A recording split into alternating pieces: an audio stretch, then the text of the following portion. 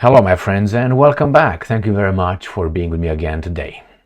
As I said many times before, I was waiting for the time, and this is the time.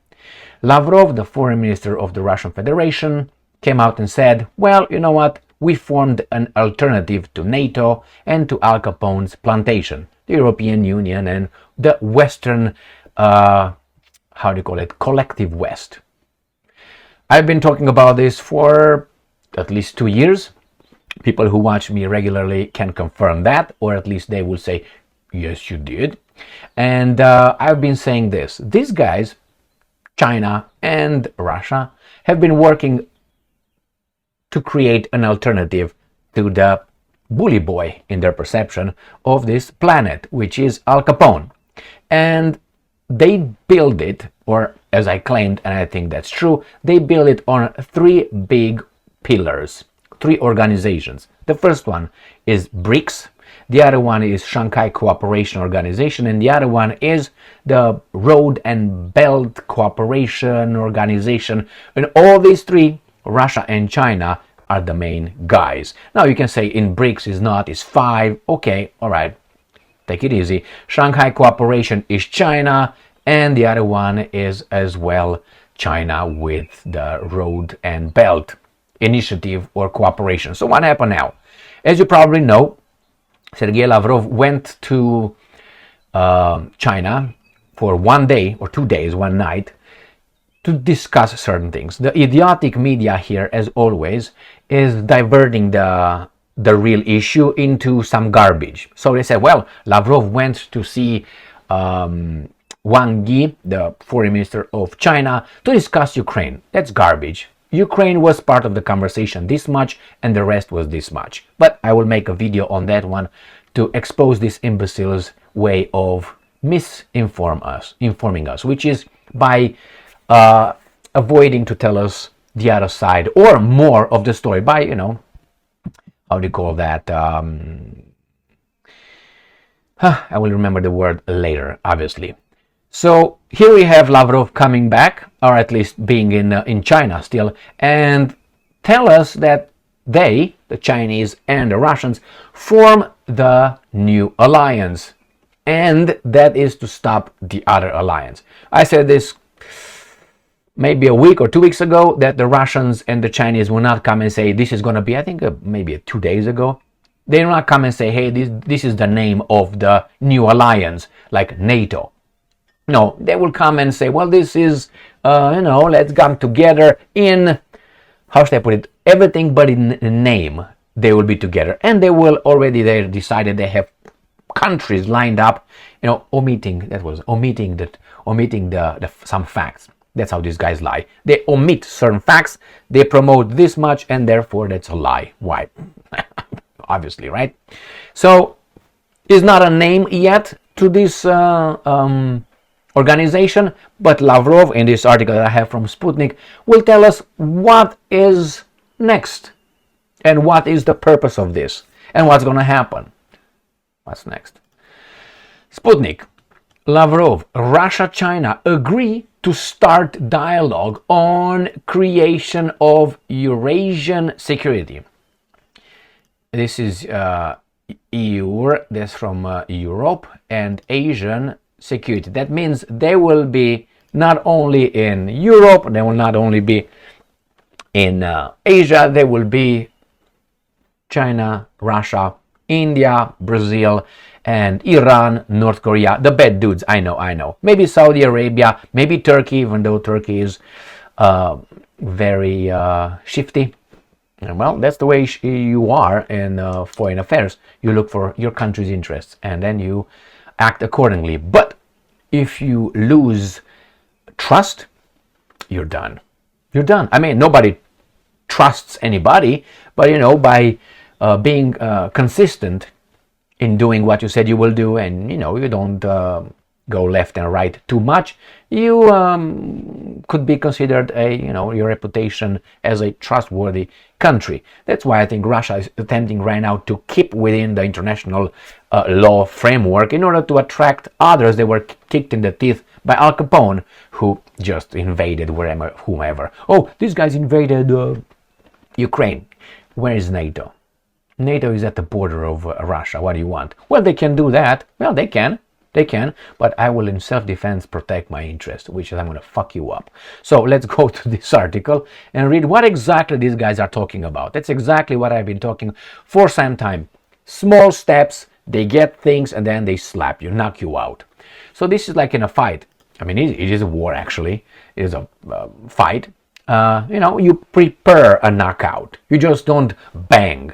No, you just prepare it by different tactics, by your body language, by your attacks, by your breathing, by many things that enter into this. You wait for a counterattack. You wait. You just you give an opening here and you're ready. You look weak but you're strong, and the guy is gonna open up, and so on. So you prepare it, and then you knock the person out. I think that's what it is. They are ready to knock these guys out because I think they have all their ducks in a row ready. Otherwise, they would not have come over there. These guys think in centuries, not like these imbeciles in election cycle. That's how it is, my friends. Russia and China have agreed to start dialogue on the creation of Eurasian security, Russian Foreign Minister Sergei Lavrov said on Tuesday. He said both Russia and China aim to strengthen security in Eurasia, while the existing platforms of Euro-Atlantic security, NATO and the OSCE, have exhausted themselves as relevant structures capable of any meaningful negotiation based on the balance of interests. That means these guys don't talk, they just act, they don't care about everybody else's interest, and they will act accordingly. Therefore, we have to protect ourselves and get together to oppose this, as they might see it, Al Capone's plantation.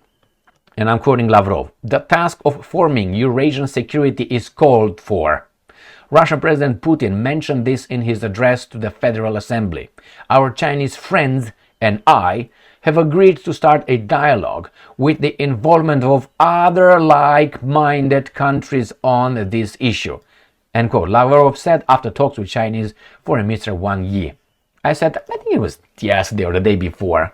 I said the sign-up period started, which is like, we're open for business. Now, let's see who's with us.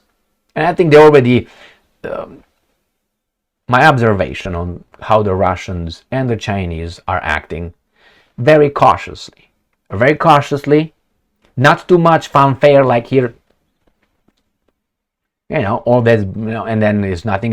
It's like you see people with, for instance, it's something that bothers me, but hey, that's their lives. I don't, people riding a bike and they have all the attire, feet, and the bike, tens of thousands of dollars possibly. And they ride their bike, 7 miles. So again, no content, it's just the outside. It's just a form. It's without meaning. So these guys here are a lot of, form, without content. So the other guys, I think, are the other way around. They don't, lights, all this glittery scenery and people showing up and, yeah, baby doll, let me sing you some saxophone here. Yeah, no, they don't do that. Well, Putin sang that, so you remember that? I think that was idiotic, but that's me. I mean, with Putin playing the piano. But hey, that was when the West thought, some in the West still thought that they could handle and could control him. So what's going on here? These guys already, I think they have the signatory countries. I think they have them. Promise is clear. And when they open this, I guarantee you in a few days, it's like a guy who has subscribers.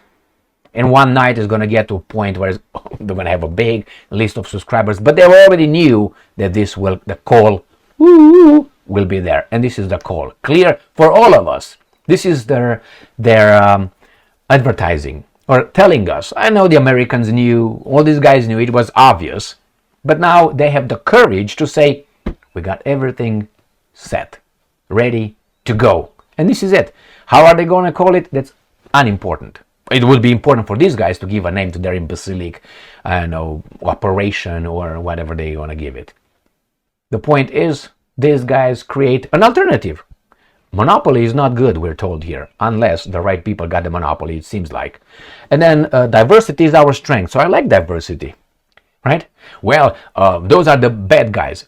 Sometimes, like in life, in order to appreciate health, sometimes you have to get sick, In order to appreciate time, sometimes you have to be fired. Why? Because when you're busy, working, you don't appreciate time anymore. Days, weeks, months, years just pass like this. You get fired, you are unemployed. Jesus Christ, look how much life I have. Yeah, it could be a reassessment period for people, all right? And for imbeciles, just don't do shit and get fat and eat chips and watch stupid TV, all right? But for others, could be an opportunity. So sometimes you have to obviously receive the bad so you can appreciate the good. Not only bad, not only good. So now we have the bad guys, which are the Chinese, Russians, and so on. The problem is these guys, I don't think they will try to make it like, for instance, you have a competition in a neighborhood. The neighbor opened, providing certain, some shoes.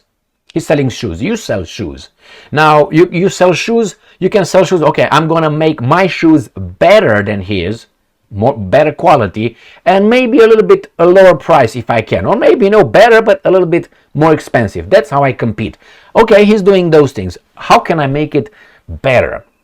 Instead of saying, how can I destroy him so I can be the one selling you the shoes? Now, this is the attitude of the other guys.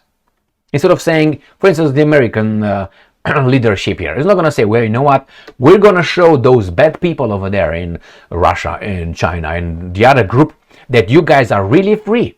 We're going to give you more freedom, because that's the way it goes. These are just temporary privileges called rights, okay? So they're going to give us more freedom, all right? We're going to say, oh, more freedom here, more freedom. We're going to show them that this is the right attitude, the right way to live a life. We are the good and they are the bad.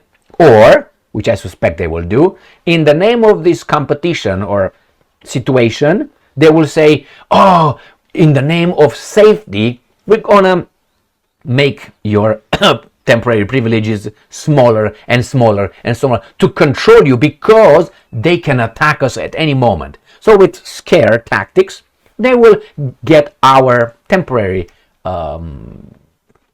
privileges infringe smaller and smaller and smaller. So there's two options, and I suspect the second one these guys will do. Why? They tried their hand, they warmed up with a COVID. That was a warm-up. Why? And you saw a lot of baboons in the name of the good, told by those guys to do things that before that would have been supposedly unimaginable. But they are imaginable because baboons are fooled in thinking they're different. But yeah, they're baboons, that's why they're different. But they think they're superior, they think they are exceptional because they're told. They're told. But ask, as I said, ask the Americans. 60% of Americans provide $400 for an emergency. They don't have it. But hey, they're rich. You're rich? What the fuck? We're a rich country. You barely fucking have something to eat, and you don't know what you're eating. And I'm always going back to that because that's a big problem again. I'm not going to go into the industry that facilitates that, and it's not the food industry. It's another one. All right, here it is, my friends. These guys are in business. Now I'm going to wait to see how exactly they will structure their new cooperation and what countries will be really. I'm here. Thank you very much for being with me again today. Stay strong, stay smart, look for the truth, and be just.